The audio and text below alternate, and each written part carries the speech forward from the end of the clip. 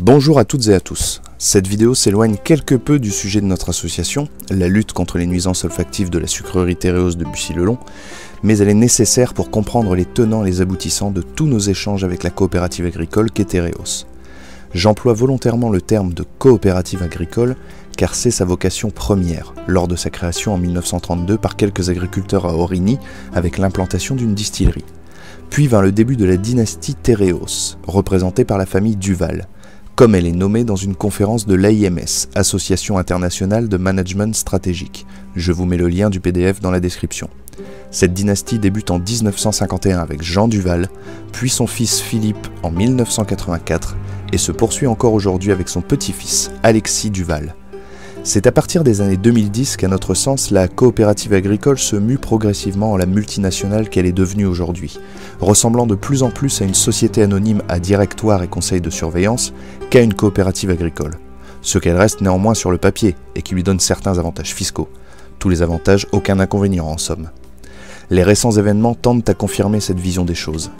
Début août, 70 conseillers de région, représentant 7500 coopérateurs sur les 12 000 au total, soit 60% des coopérateurs affiliés à Téréos, ont donné leur démission, et 5 membres sur 22 du conseil de surveillance également, n'étant plus en phase avec la gouvernance de Téréos.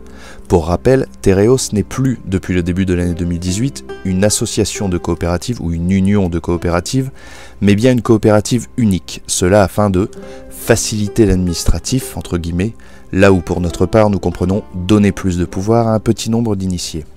Dans la foulée, le conseil de surveillance de Téréos décide d'exclure de la coopérative Gilles Bollet, Gérard Clé et Xavier Laude, exclus pour avoir mené, selon le conseil de surveillance de Téréos, une campagne de diffusion d'informations fausses ou mensongères, systématiques et publiques.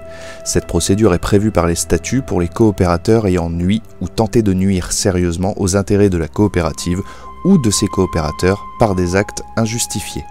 Les seuls dénigrements dont nous avons trouvé trace ont été prononcés en interne, et donc dans le processus démocratique lié à la coopérative. Cette affaire a même été relayée au niveau mondial, c'est-à-dire c'est un séisme qui secoue le géant Téréos. Les coopérateurs ont de plus en plus de mal à supporter cette situation. Ils en ont marre, entre guillemets, et nous les comprenons. Chute du cours du sucre suite à la surproduction mondiale due principalement à la canne à sucre, impossibilité d'obtenir les salaires du directoire, le traité entre l'Union européenne et le Mercosur qui approche à grands pas, autant de facteurs remettant en cause la vision d'Alexis Duval de la coopérative agricole du XXIe siècle. La coopérative imaginée par Jean Duval en 1951 comme un moyen de protection des intérêts des agriculteurs régionaux est en train de se substituer au profit d'une entité multinationale tournée vers la diversification tous azimuts au détriment des simples agriculteurs, toujours entre guillemets. Voilà pourquoi nos échanges avec Téréos sont si compliqués, et surtout pourquoi nous n'aurons jamais la certitude définitive, comme nous le demandons depuis le début par écrit, que des investissements majeurs soient réalisés pour lutter contre les nuisances olfactives. En effet, nos seuls interlocuteurs n'ont aucun pouvoir décisionnaire. Nous avons d'ailleurs demandé à plusieurs reprises à rencontrer M. Duval, le CEO, désignant en français le président du directoire de Téréos.